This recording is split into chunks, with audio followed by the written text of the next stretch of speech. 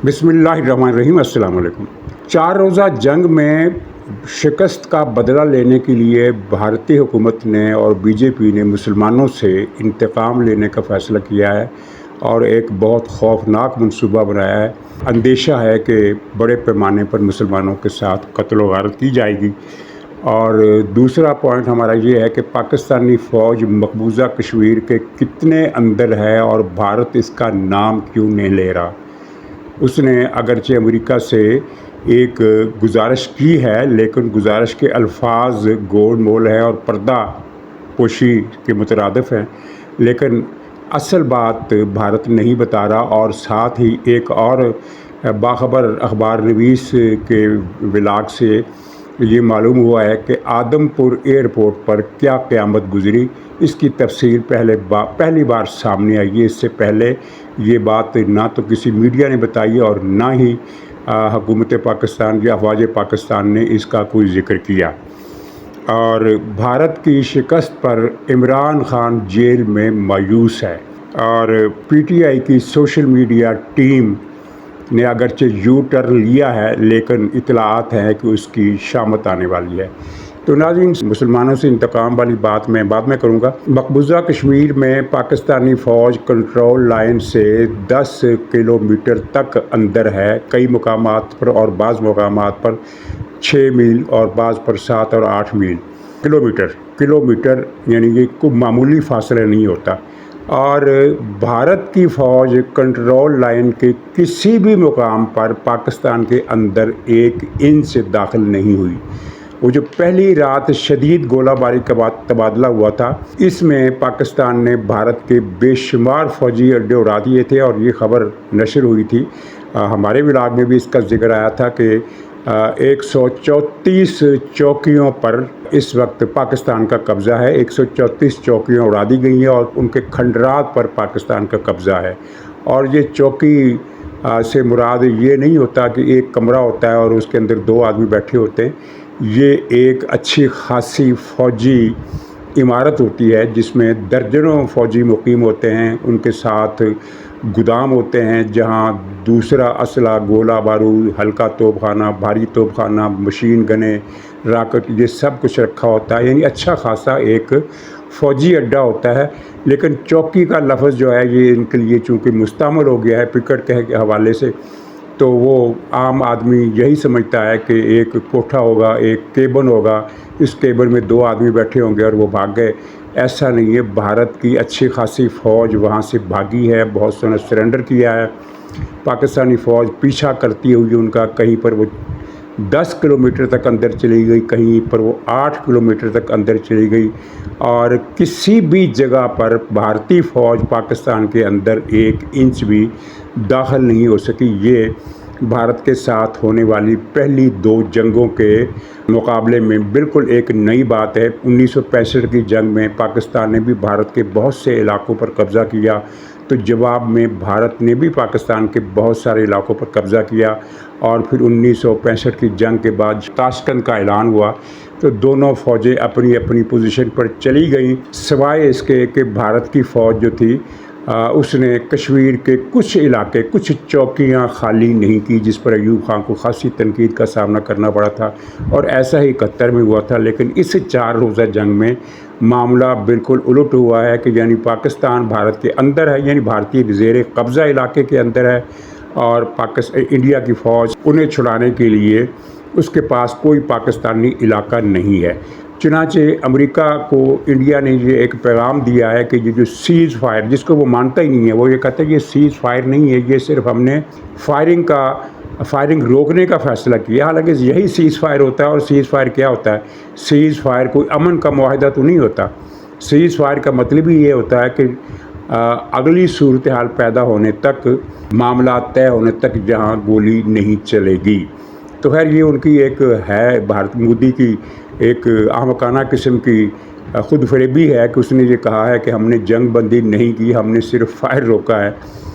तो अमेरिका से उसने मुतालबा किया कि वो सीज़ फायर के हवाले से یہ بھی پاکستان سے کہے، اور بلکہ نہیں پاکستان سے نہیں کہے بلکہ یہ چیز بھی رکھے کہ دونوں ملکوں کی فوجیں اپنی پوزیشن پر آ جائیں، یعنی فارورڈ پوزیشنیں خالی کر دیں۔ مطلب یہ ہے کہ اس کی کور میں یہ بتایا جائے کہ عوام تک یہ تاثر جائے کہ ایک معاہدہ ہو گیا امریکہ کے کہنے پر، اور اس معاہدے کے تحت پاکستان نے بھارت کے علاقے خالی کر دیے اور بھارت نے پاکستان کے علاقے خالی کر دیے۔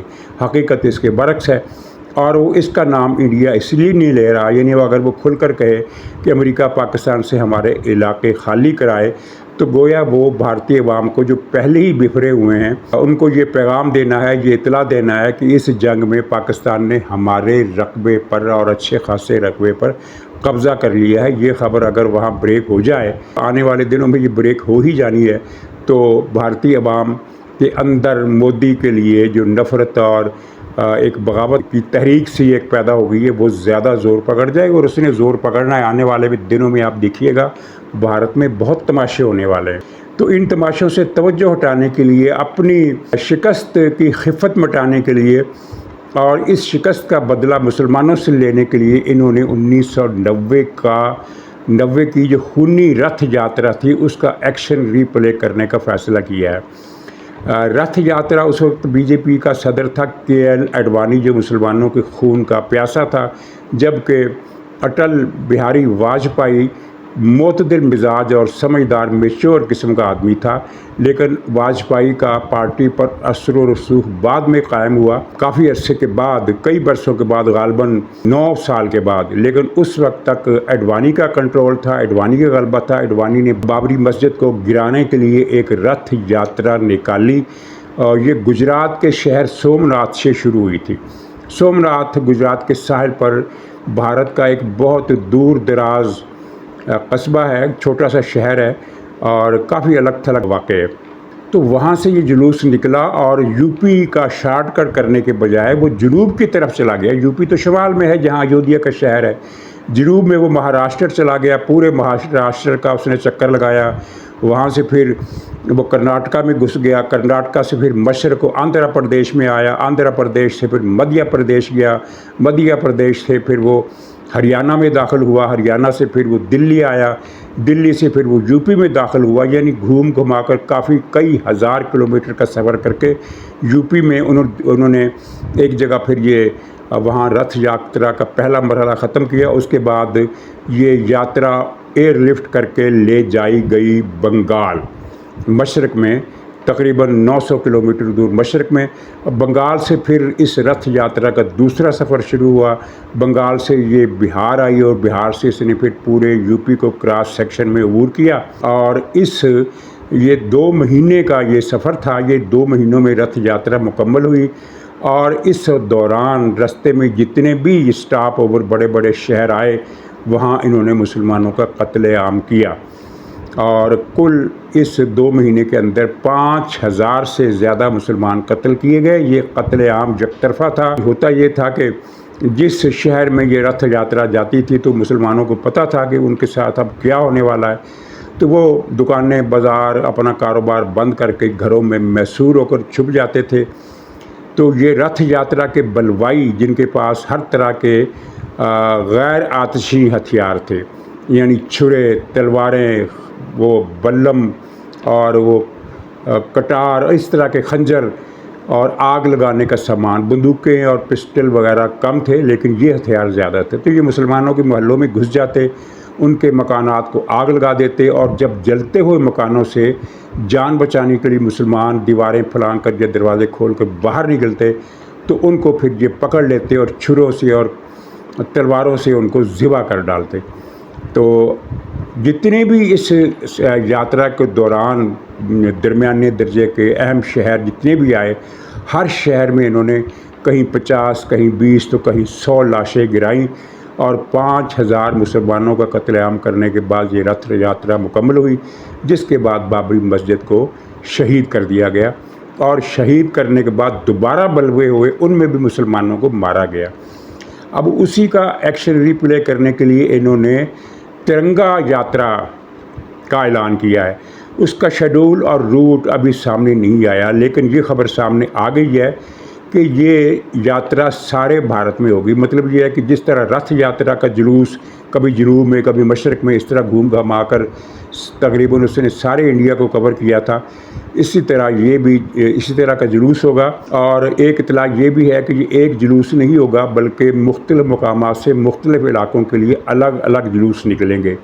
مثلا ایک جلوس مشرق میں ہوگا، وہ 4-5 صوبے کور کرے گا، دوسرا جلوس مغرب سے نکلے گا، وہاں بھی 4-5 صوبے کور کرے گا۔ اس طرح کا کوئی چکر بھی سننے میں آ رہا ہے۔ جو بھی ہو، یہ بھی ایک لمبی یاترا ہوگی اور اس میں بھی رستے میں مسلمانوں کو قتل عام کیا جائے گا، اور ہر جگہ وجہ جو بھارتی میڈیا بتائے گا، اس وقت تو میڈیا پر پھر بھی آزاد لوگ موجود تھے۔ اس وقت تو بھارت کا جو الیکٹرانک میڈیا ہے جس کے 100 کے قریب چینل ہیں، ان سب پر مودی کے لگائے ہوئے آدمی بیٹھے ہیں۔ کوئی انڈیپینڈنٹ کوئی پیشہ ور صحافی ان چینلز پر موجود نہیں ہے۔ چیخنے چنگھاڑنے والے، گالیاں دینے والے، جھوٹ بولنے والے یہ صحافی وہاں موجود ہے۔ تو اس میڈیا کے ذریعے بتایا جائے گا کہ جب وہ ترنگا یاترا فلاں جگہ پر پہنچی تو مسلمانوں کے ایک ہجوم نے اس پر حملہ کر دیا، اس موقع پر پھر دنگا ہو گیا، دنگے میں دونوں طرف سے لڑائی ہوئی اور اتنے لوگ مارے گئے۔ یہ اس طرح یہ مجھے جو سمجھ میں آ رہا ہے، اللہ کرے ایسا نہ ہو۔ اور اس سے پہلے ہی مودی جو ہے اس کے ارد گرد اس کو لپیٹ میں لیتا ہوا طوفان شدت پکڑ جائے تو پھر یہ یاترا بھی متاثر ہو جائے گی، ورنہ ان کے ارادے کلیئر نظر آ رہے ہیں۔ کل کے آپ نے مودی کی تقریر سنی ہوگی، ایک لاجانی تقریر اسے کہنا چاہیے۔ مثلا اس نے یہ کہا کہ میں نے ایک نیا نارم بنایا، لیکن نارم کے بجائے نارمل کہا، اور وہ یہ ہے کہ اگر پاکستان حملے کرے گا تو ہم بھی کریں گے۔ تو بھئی یہ نیا کون سا ہے؟ یہ تو پہلے بھی یہی ہوتا ہے کہ بھارت حملہ کرتا ہے تو پاکستان جواب دیتا ہے، پاکستان حملہ کرتا ہے، بقول ان کے دہشت گردی کا جو حملہ ہوتا ہے وہ پاکستان کراتا ہے تو پھر بھارت کارروائی کرتا ہے۔ تو پھر یہ ہے کہ ہم ایٹمی بلیک میلنگ سے نہیں ڈریں گے، یہ بات اس نے جان بوجھ کر کہی، اس تاثر کو تقویت دینے کے لیے کہ پاکستان نے ایٹم بم چلانے کی دھمکی دی تھی یا ایٹم بم چلانے کا کوئی اس کا منصوبہ تھا، جس پر امریکہ پریشان ہوا اور اس نے جنگ بندی کرا دی۔ یہ ایک جھوٹ ہے اور ایک فریب ہے۔ حقیقت یہ ہے کہ بھارت نے مار کھائی، اور مار جب حد سے بڑھی تو اس نے پھر ٹرمپ سے رابطہ کیا، مودی کے کہنے پر ان کے سیکریٹری خارجہ، وزیر خارجہ، امریکی نائب صدر اور دوسرے عہدیداروں سے ملے اور ان سے التجا کی کہ جنگ بندی کراؤ، اور اس کی تصدیق اب خود بھارت کے لوگ بھی کر رہے ہیں۔ اچھا، ممتاز بھٹی صاحب نے یہ رپورٹ دی ہے۔ ایک رپورٹ تو میرے پاس پرسوں سے تھی، پرسوں میں نے اس کو اپنے پروگرام میں شامل کرنا تھا لیکن یہ نقطہ رہ گیا۔ پہلے میں اپنا پوائنٹ بتا دوں، وہ جو میں نے بتا دیا کہ یہ پاکستان کی فوج مقبوضہ کشمیر کے کتنے اندر ہے۔ دوسرا حصہ جو ہے وہ یہ ہے کہ جو بمباریاں ہوئیں ان میں آدم پور کا ایئرپورٹ، انڈیا میں 2 ایئرپورٹ جو تھے وہ سب سے زیادہ بری طرح نشانہ بنے، ایک پٹھان کوٹ کا، ایک آدم پور کا۔ تو آدم پور پر حملے کی کچھ تفصیل تو میں نے بھی اپنے بلاگ میں بتا دی تھی، لیکن بھٹی صاحب کوئی فوجی ذرائع سے انہوں نے یہ خبر دی ہے اور یہ خبر صحیح ہے۔ خبر انہوں نے یہ دی ہے کہ آدم پورہ ایئرپورٹ پورے کا پورا تباہ ہو گیا، یہ تو خیر کوئی خبر نہیں ہے، سب کو پتہ ہے۔ لیکن اس حملے میں جو آدم پور پر کیا گیا، ہینگروں میں کھڑے ہوئے بھارت کے 5 فائٹر تباہ ہو گئے، یعنی یہ جو 7 جہاز انڈیا کے پاکستان نے فضاؤں میں تباہ کیے، یہ ان سے ہٹ کر ہیں۔ 5 جہاز ہینگروں میں کھڑے ہوئے تباہ ہو گئے، گویا کہ 7 اور 5 یہ کتنے بن گئے؟ 12 یہ جہاز تباہ ہوئے۔ اور ظاہر انڈیا کا یہ ایک بہت بڑا نقصان ہے کہ یعنی 5 ہوائی جہاز ہینگر پر کھڑے، اور یہ وہ پرانے زمانے کے جہاز تو نہیں ہیں جن کی قیمت کم ہوتی تھی، اب تو جہاز بہت زیادہ قیمت کے جنگی منڈی میں مل رہے ہیں۔ اور اس کے ساتھ ہی وہاں ایئرپورٹ پر 50 فوجی مارے گئے، انڈیا کے 50 فوجی ڈیڈ ہو گئے، مارے گئے، اور جو زخمی تھے ان کی تعداد الگ ہوگی، لیکن 50 آدمی تو وہاں اس حملے میں وہاں موقع پر ہی مارے گئے، ان کو ہسپتال لے جانے کی بھی مہلت نہیں ملی، وہی مارے گئے۔ تو یہ وہ نقصان ہے جو بھارت چھپا رہا ہے۔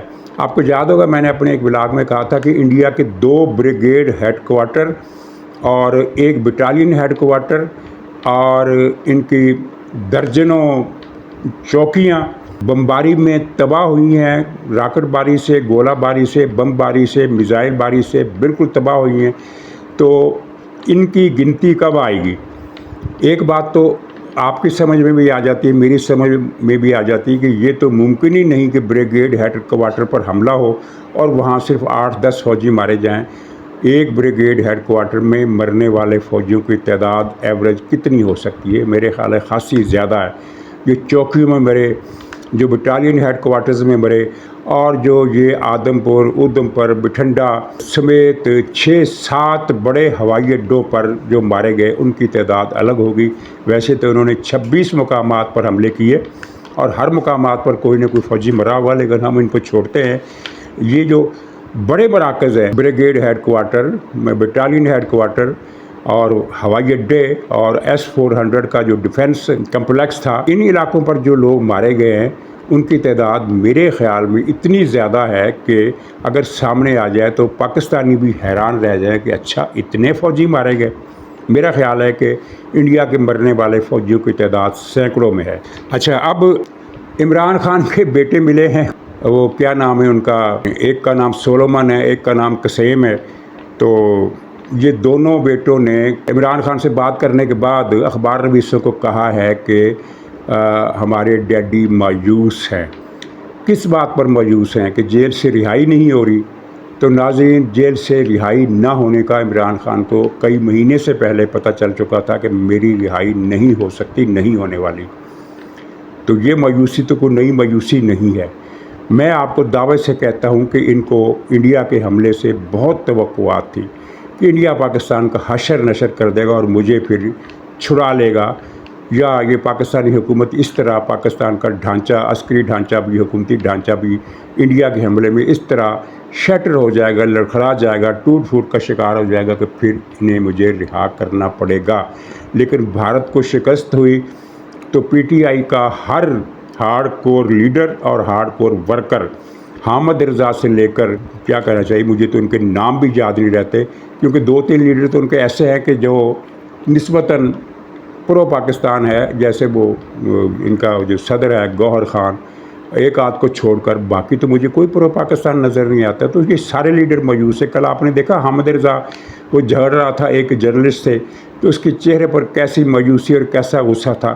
یہ غصہ اس کا اس بات پر تھا کہ بھارت کو شکست کیوں ہوئی ہے، اور عمران خان جیل میں مایوس ہے، اور یہ مایوسی اس کو اس بات پر بھی ہے کہ اس جنگ سے ایک تو بھارت کمزور ہوا، بھارت ٹوٹا۔ پہلے ان کو صدر ٹرمپ سے امیدیں تھی کہ وہ پتہ نہیں یہاں کوئی ہیلی کاپٹر بھیجے گا اور اس کو ایئر لفٹ کر کے جیل سے نکال کر لے جائے گا۔ پھر ان کی امیدیں نریندرا مودی سے ہو گئی کہ اس کی فوج اسلام آباد میں گھس جائے گی۔ آپ کو یاد ہوگا پی ٹی آئی کے سوشل میڈیا نے کس طرح افواہیں اڑائیں کہ بھارت کی فوج فلاں جگہ گھس گئی وغیرہ وغیرہ، اس کا ذکر میں کرتا ہوں۔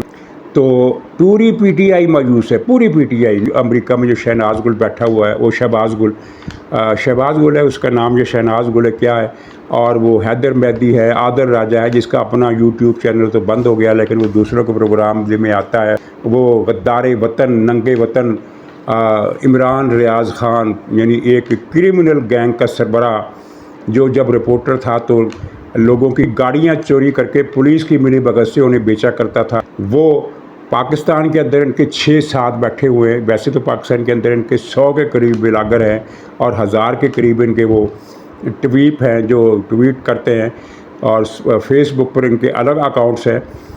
یہ سب لوگ جب جنگ شروع ہوئی تو انہوں نے کیا پروگرام کیے تھے، اور ہاں وہ دبئی میں بیٹھا ہوا آفتاب اقبال کا پروگرام ان سب سے زیادہ زہریلا ہوتا ہے۔ آفتاب اقبال نے ان دنوں میں اپنے آڈینس پر یہ ثابت کرنے کی کوشش کی کہ پاکستان نالائقوں کی فوج ہے، انڈیا کی فوج کا مقابلہ نہیں کر سکتی، ان کی کوئی فوجی تیاری نہیں ہے، اور انڈیا نے جو پاکستان پر حملہ کیا اس کے اس فکرے پر غور کرے کہ انڈیا نے جو حملہ کیا ہے وہ منطقی انجام تک پہنچے بغیر ختم نہیں کرے گا، یعنی جب تک وہ پاکستان کو ختم نہیں کر دیتا انڈیا اپنا حملہ روک نہیں سکتا۔ اور آفتاب اقبال کے علاوہ دوسرے سب کی یہی ٹون تھی کہ انڈیا کا مقابلہ نہیں کیا جا سکتا، پاکستان نے اپنی شامت کو دعوت دے دی ہے، اور یہ ثابت کرتے رہے کہ یہ جو دہشت گرد بقول بھارت کے پاکستان سے گئے تھے یہ دعویٰ درست ہے، اور پاکستان کی فوج آج بھی دہشت گردوں کو بھیج رہی ہے بھارت میں، اور جب تک پاکستانی فوج کا خاتمہ نہیں ہو جاتا اور یہ کہ پاکستانی عوام انڈیا کا ساتھ دیں گے یا نیوٹرل رہیں گے، اور یہ بات پی ٹی آئی کے لیڈروں نے بھی کہی کہ پاکستانی عوام نیوٹرل رہیں گے، کیونکہ فوج بھی نیوٹرل ہے عمران خان کے معاملے میں، تو انڈیا کے معاملے میں ہم بھی نیوٹرل رہیں گے۔ اور ان کے ایک بلاگر نے پاکستان میں بیٹھے ہوئے یہ بھی کہا کہ پاکستان کے عوام بھارتی فوج کا ساتھ دیں گے، اور ان کے کئی اور بلاگر، ایک اور بلاگر نے بڑی نفرت اور بڑے جوش سے یہ کہا کہ امریکہ نے مبارک ہو، یہ تو نہیں کہا لیکن انداز یہی تھا کہ مبارک ہو، امریکہ نے انڈیا کو اجازت دے دی ہے کہ پاکستان کو چپیٹیں کرائے۔ اندازہ کیجئے اپنے ملک کے لیے اتنی گندی سوچ اور ذہن کا مظاہرہ۔ لیکن پھر جب ان کو پتہ چلا کہ معاملات تو کچھ اور ہی رخ اختیار کر رہے ہیں، پاکستان کے بجائے ہمارے ملک کی پٹائی ہو رہی ہے، بھارت کی پٹائی ہو رہی ہے، تو پھر یہ سارے رات کی راحت میں محب وطن بن گئے، پرو پاکستان بن گئے۔